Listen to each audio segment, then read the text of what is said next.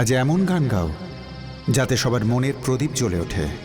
अंतरदीप जला दे, अंतरदीप जला दे, अंतरदीप जला दे, अंतरदीप जला दे।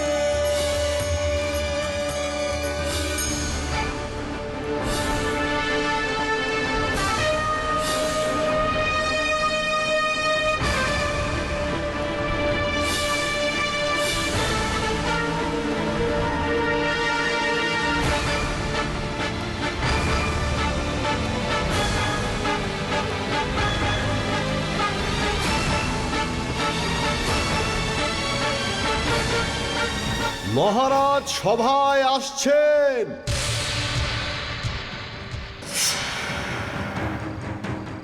এসব কি করে হলো? এই চমৎকার কিভাবে সম্ভব? মহামন্ত্রী, এসব কি করে হচ্ছে?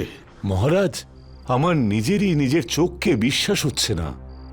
এতদিন আমি শুনেছিলাম যে রাগ দীপক গাইলে আগুন আপনি জ্বলে ওঠে, কিন্তু আজ প্রথমবার নিজের চোখে আগুন জ্বলে উঠতে দেখলাম। প্রহরী, এই রাগ দীপক যে গাইছে তাকে ধরে আমার সামনে এনে হাজির করা হোক।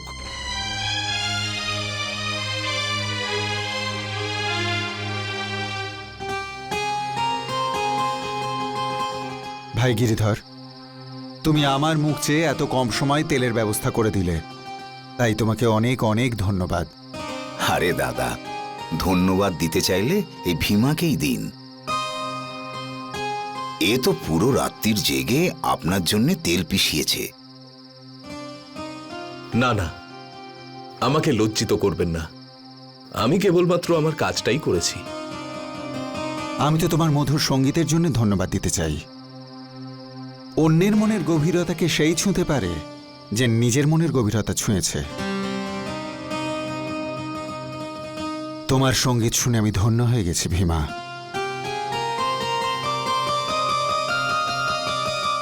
আসি ভাই গিরিধর।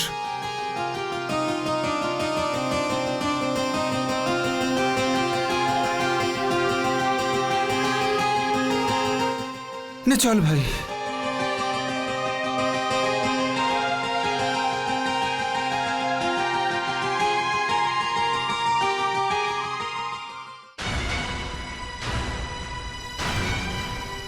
ধরো ওকে।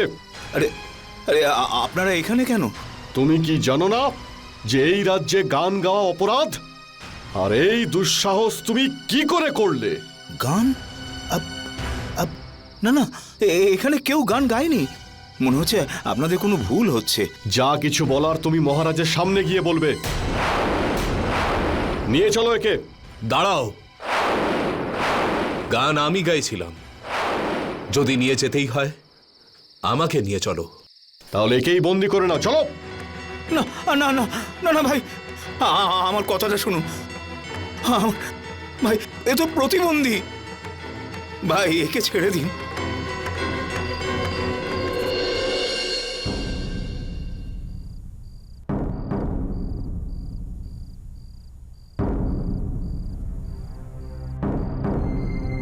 এ নিশ্চয়ই সেই গায়ক যার গলা আমি কালকে শুনেছিলাম।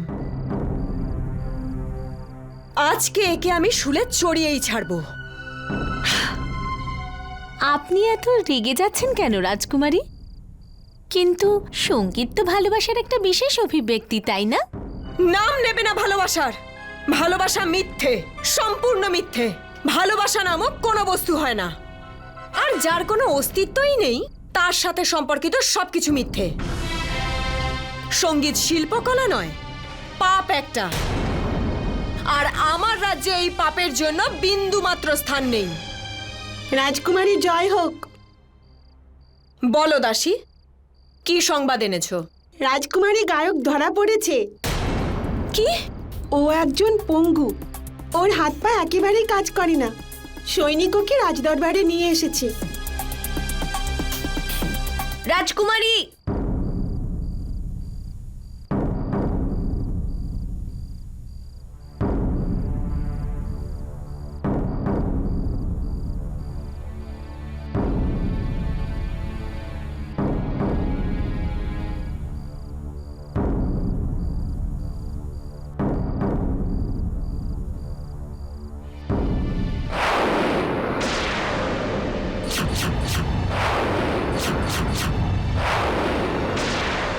তোমার পরিচয় কি?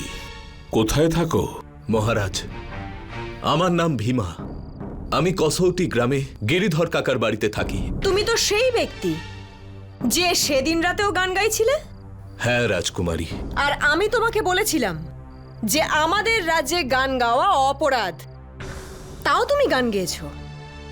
রাজকুমারী, যা ঈশ্বরের বরদান তা অপরাধ কি করে হতে পারে?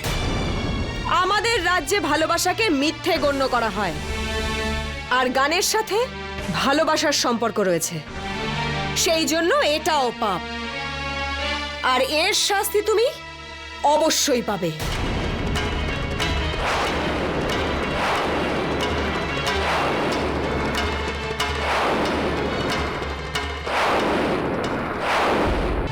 রাজকুমারী, যদি ভালোবাসা মিথ্যে হয় তাহলে এই সম্পূর্ণ মানব জীবনও মিথ্যে।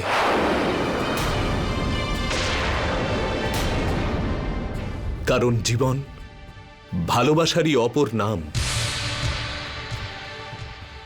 আর সঙ্গীত, সঙ্গীত মানুষের হৃদয়ের সেই গভীরতা থেকে উঠে আসে যেখানে ঈশ্বরের সত্তা আছে।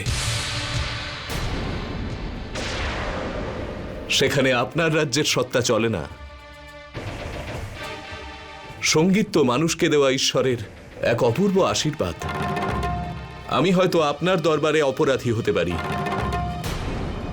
কিন্তু ঈশ্বরের দরবারে আমি অপরাধী হতে পারি না। আপনি চাইলে যে কোনো শাস্তি দিতে পারেন।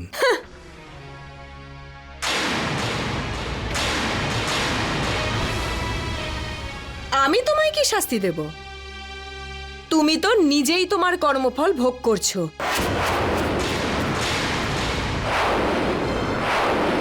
আজকে আমি তোমায় ক্ষমা করে দিচ্ছি, কিন্তু মনে রেখো, দ্বিতীয়বার যেন আমি তোমার এই গান না শুনতে পাই।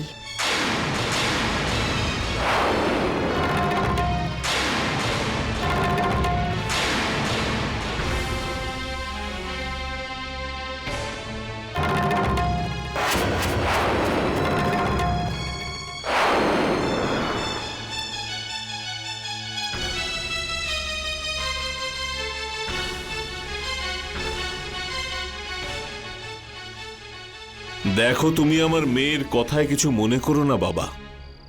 আগে সঙ্গীতই ওর জীবনের ধ্যান জ্ঞান ছিল। দুর্ভাগ্যবশত এখনো সঙ্গীতকে ঘৃণা করে। কিন্তু আমি অতি প্রসন্ন যে আমার রাজ্যে তোমার মতন একজন শিল্পী আছে। কিন্তু দেখো, আমি তোমার ব্যাপারে কিছুই জানতাম না। মহামন্ত্রী, হ্যাঁ মহারাজ। এই শিল্পীর ওজনের সমপরিমাণ স্বর্ণমুদ্রা ওকে উপহার দেওয়া হোক। ঠিক আছে মহারাজ। মহারাজ, আপনাকে অনেক অনেক ধন্যবাদ, কিন্তু আমি পুরস্কারের জন্য নয়, আমার মনের খুশির জন্যই গাই। তো আমি তোমায় মিনতি করছি হে সঙ্গীত শিল্পী, যে তুমি কিছুদিন আমাদের অতিথি হয়ে এই রাজপ্রাসাদেই থাকো, যাতে তোমাকে যোগ্য মর্যাদা দিয়ে আপ্যায়ন করতে পারি। আপনাকে অনেক ধন্যবাদ মহারাজ, কিন্তু আমাকে আবার ফিরে যেতেই হবে। গিরিধর কাকা আর গোমতী কাকি চিন্তিত হয়ে আছেন, আমার জন্য অপেক্ষা করছেন। বেশ, তাই হবে। ওনাকে পুরো সম্মান এবং সতর্কতার সঙ্গে নিয়ে গিয়ে ওনার গৃহে তোমরা পৌঁছে দাও।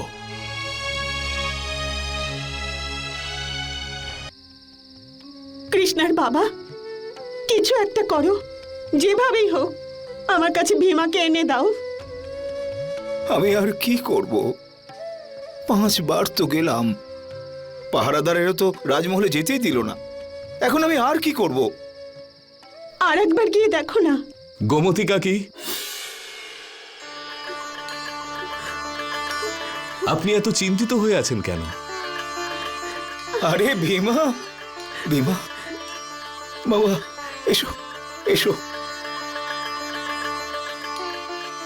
এসো এসো, বসো।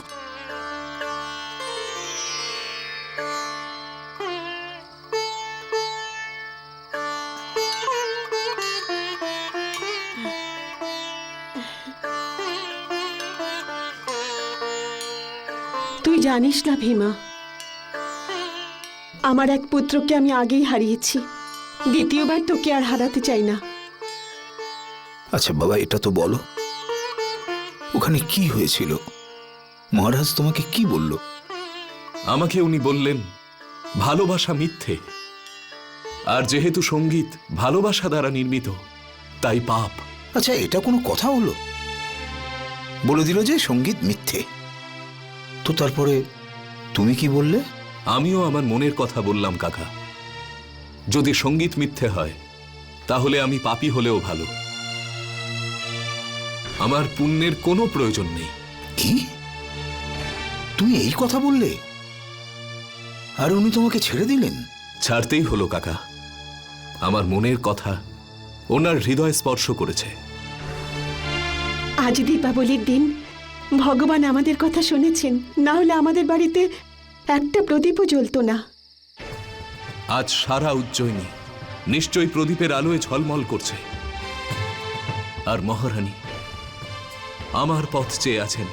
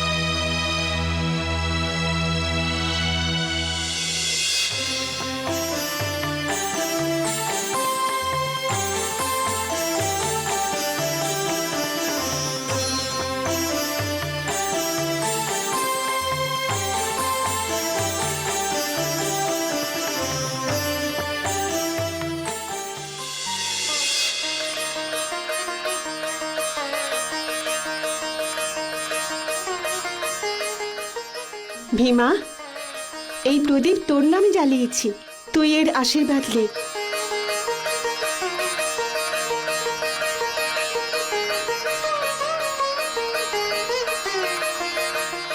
আপনিও আসুন।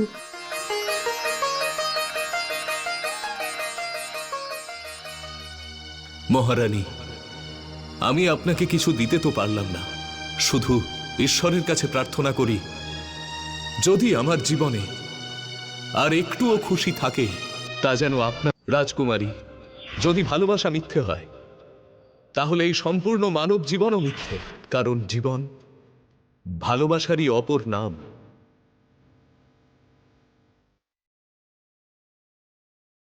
আর সঙ্গীত, সঙ্গীত মানুষের হৃদয়ের সেই গভীরতা থেকে উঠে আসে যেখানে ঈশ্বরের সত্তা আছে। সেখানে আপনার রাজ্যের সত্তা চলে না। সঙ্গীত তো মানুষকে দেওয়া ঈশ্বরের এক অপূর্ব আশীর্বাদ। যদি ভালোবাসা মিথ্যে হয় তাহলে এই সম্পূর্ণ মানব জীবনও মিথ্যে। সঙ্গীত মানুষের হৃদয়ের সেই গভীরতা থেকে উঠে আসে যেখানে ঈশ্বরের সত্তা আছে। সঙ্গীত তো মানুষকে দেওয়া ঈশ্বরের এক অপূর্ব আশীর্বাদ।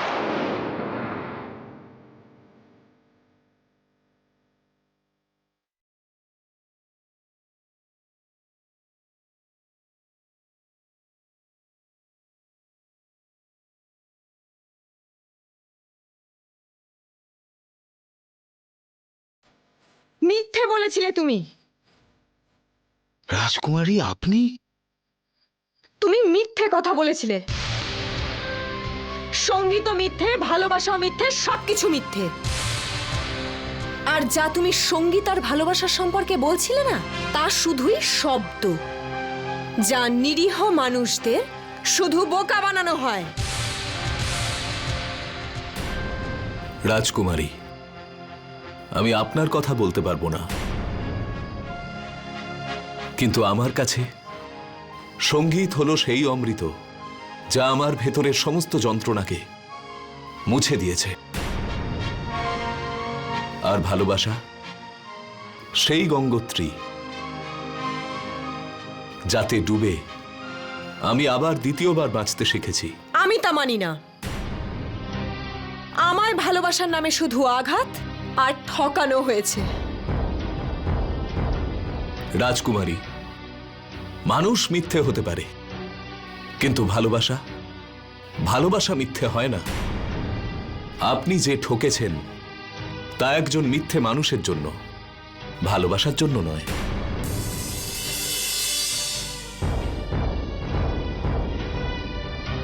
আর যদি বলেন ঠকার কথা, তাহলে এই পৃথিবীতে এমন কোনো মানুষ নেই যে কারুর না কারুর কাছে কখনো ঠকেনি বা আঘাত পায়নি, কিন্তু তাতে ভালোবাসার মানে পাল্টে যায় না। ভালোবাসায় সেই শক্তি আছে রাজকুমারী, যা ভগবানকেও মাথা নত করতে বাধ্য করে। হয়তো আপনি ভালোবাসাকে সঠিকভাবে জানেননি, বা আপনি নিঃস্বার্থভাবে ভালোবাসেননি। এই পৃথিবীতে ভালোবাসাই এমন এক জিনিস যার পরিবর্তে কিছুই চাওয়া যায় না। এ তো শুধু একতরফাই বয়ে চলে।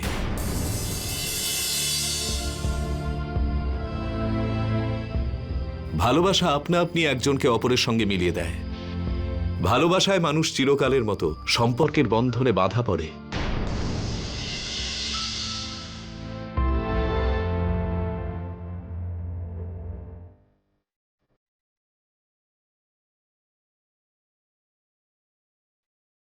আমি কত ভুল ভাবতাম ভালোবাসার সঙ্গীতকে, ঘৃণা করতাম এগুলোকে।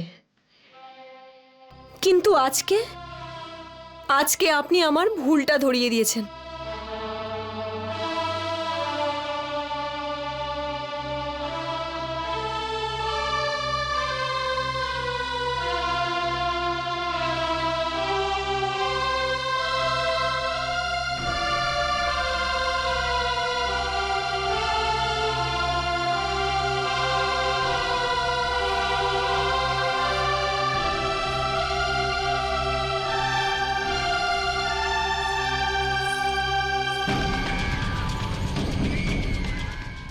বিক্রমাদিত্য,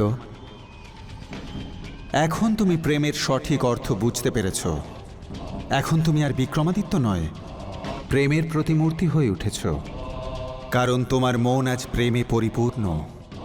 এখন ঈশ্বরের গড়া সব কিছুর ওপরেই তোমার প্রেম ঝরে পড়ছে। এবার তুমি বুঝতে পারবে পত্নী প্রেম কাকে বলে। তোমার পত্নী কাছে থাকতে যেটা তুমি কোনোদিনও বুঝতে পারোনি। এবার তুমি বুঝতে পারবে সম্পর্কের মূল্য কোথায়। তুমি বুঝতে পারবে সম্পর্ক ছাড়া মানুষের জীবন কতটা অসম্পূর্ণ।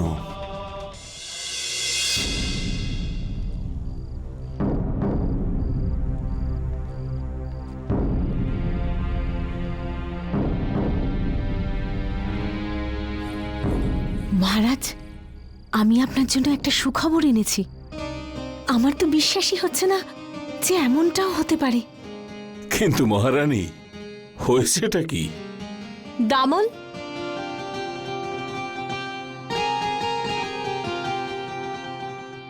মহারাজ, পুরোহিত মশাই দামল আর পদ্মিনীর কুষ্টি মিলিয়েছেন, আর প্রত্যেকটি গুণই মিলে গেছে। হ্যাঁ মহারাজ। মহারানী, আমি তোমাকে আগেও বলেছি আমি পদ্মসেনার বিবাহের ব্যাপারে ওর উপরে কোনো চাপ সৃষ্টি করব না। কিন্তু মহারাজ, আমি পদ্মসেনার বিবাহ নিয়ে এই মুহূর্তে কোনো নির্ণয় নিচ্ছি না। বাবা, আরে মা পদ্মসেনা, আজকে আমি একটা বড় সিদ্ধান্ত নিয়েছি বাবা, আর আমি তোমার আশীর্বাদ চাই। কি নির্ণয় নিয়েছো তুমি মা? আমি বিয়ে করার সিদ্ধান্ত নিয়েছি বাবা। বিবাহ? কাকে? সেটা আমি তোমাকে সঠিক সময় এলেই জানাবো। কিন্তু তুমি চিন্তা করো না, আমি যে ব্যক্তিকে মন থেকে ভালোবেসেছি সে ভালোবাসতে জানে। আর আজকে আমি শুধুমাত্র তার জন্যই এত খুশি। সে আমার মনকে ভালোবাসার সঙ্গীতে ভরিয়ে দিয়েছে বাবা।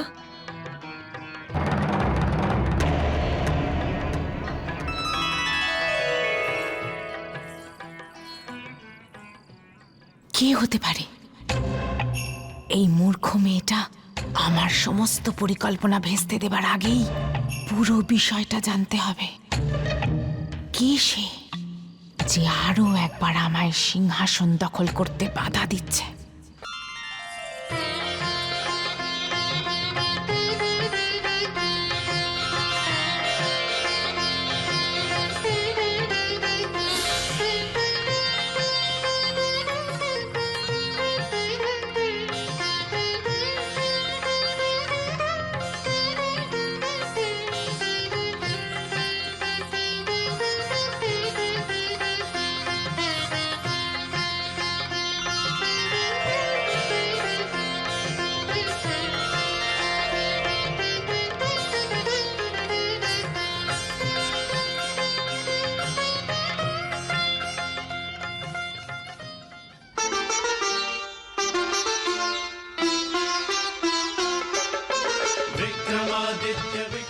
যদি ভালোবাসা মিথ্যে হয় তাহলে এই সম্পূর্ণ মানব জীবনও মিথ্যে, কারণ জীবন ভালোবাসারই অপর নাম।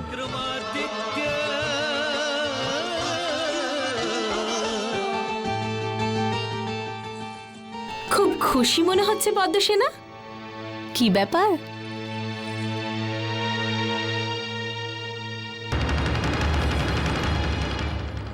কেন বলো তো? মানে আমি তো তোমার মা। মা নয়, আমার সৎ মা। যাই বলো তুমি, আমি তো শুধু এটাই জানতে এসেছি যে তুমি কাকে বিবাহ করার সিদ্ধান্ত নিয়েছো। আমাকে এই প্রশ্ন জিজ্ঞেস করা তোমার কোনো অধিকার নেই। দেখো রাজকুমারী, আমি এটা মোটেই চাই না যে তাড়াহুড়ো করে তুমি কোনো ভুল সিদ্ধান্ত নাও। তোমার কষ্ট কিন্তু আমি সহ্য করতে পারবো না। তোমার এই মিথ্যে ভালোবাসা দিয়ে অন্য কাউকে ভুলিও মহারানী। শোনো রাজকুমারী, তুমি যদি আমার সঙ্গে এরকমই ব্যবহার করো তাহলে তোমার বিবাহ দামলের সঙ্গেই দিয়ে দেব, আর এটাই আমার সিদ্ধান্ত। আমার বিয়ে সেখানেই হবে যেখানে আমি চাইবো। রাজকুমারী পদ্মসেনা, তুমি কিন্তু এখনো আমাকে চেনো না। তোমাকে আমি খুব ভালো করে চিনি। তুমি সেই সাপ যে নিজের স্বামীকেই ছোবল মারছে। আরে ভূত প্রেত তো আপনজনেদের অনিষ্ট করে না। আর তুমি? রাজকুমারী, তোমার মহারানীর সঙ্গে এইরকম ব্যবহার করবার কোনো অধিকার নেই। আগে তুমি ওনাকে আটকাও। ওনার কোনো অধিকার নেই আমার জীবনের সিদ্ধান্ত নেওয়ার। মহারাজ, আমি তো ওকে নিজের মেয়ে মনে করি, তাই ওর কাছে শুধুমাত্র এইটুকুই জানতে চেয়েছিলাম আমি, যে ও কাকে বিবাহ করতে চায়। কিন্তু রাজকুমারী আমাকে তার জন্য অনেক কথা শোনালো। পদ্মসেনা, এখন শুধু মহারানীই নন, আমি নিজেও এটা জানতে চাইছি যে তুমি কাকে বিবাহ করতে চাইছো।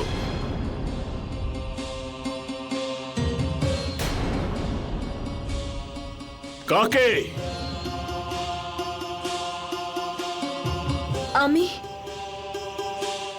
আমি সেই গায়কের সাথে বিয়ে করার সিদ্ধান্ত নিয়েছি যে কালকে দরবারে এসেছিল।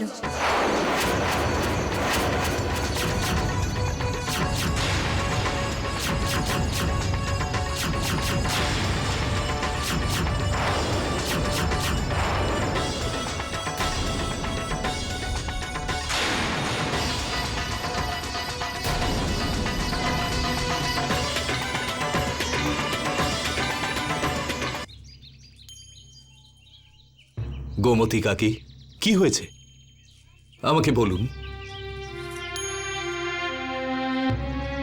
ওই রাজকুমারী এখানে কি করতে এসেছিল? কাকি, সে খুবই দুঃখী একটি মেয়ে। আহা, তুই বুঝি খুব বড় কবিরাজ? আপনি বুঝতে পারবেন না। সে ভালোবেসে ঠকেছে। এখন তার ভালোবাসায় আর কোনো বিশ্বাস নেই। কিন্তু তোর সঙ্গে কেন দেখা করতে এসেছিল? কাকি, আমার সঙ্গীত ওর মনের তারে সুর তুলেছে, কিন্তু ওর নিজের মনের ওপরেই কোনো বিশ্বাস ছিল না। আমি তাকে বললাম যে ভালোবাসা প্রকৃতির প্রতিটি কোণায়, প্রতিটি ফুল, প্রত্যেকটি পাখি ভালোবাসার প্রতীক, আর প্রকৃতির সঙ্গীত সেই ভালোবাসারই গান। কিন্তু তোর এসব বলার কি দরকার ছিল? কিন্তু ও যদি এসব বিশ্বাস না করে তো না করুক, আমাদের কি যায় আসে? কিন্তু আপনি এত চিন্তিত কেন কাকি?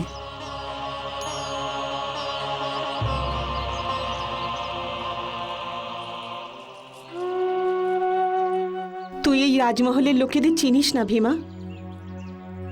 ওদের মন বলে কিচ্ছু থাকে না।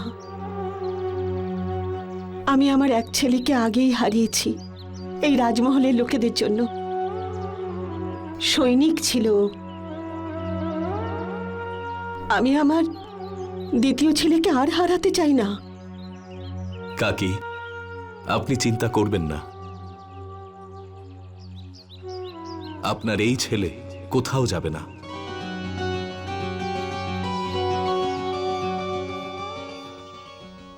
এসব আপনার অতিরিক্ত ভালোবাসার জন্য হয়েছে মহারাজ। যে পরিবারের মেয়ে নিজের পিতার সামনে একটুও লজ্জা পায় না, সেই পরিবারের তো সর্বনাশ হবেই।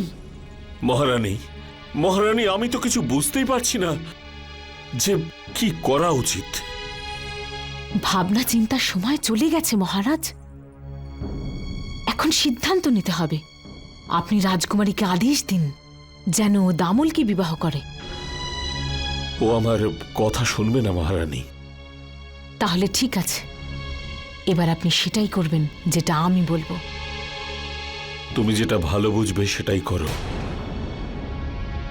ব্যাস শুধু এই কথাটা মনে রেখো, যাতে কারোর সাথে কোনো অন্যায় না হয়।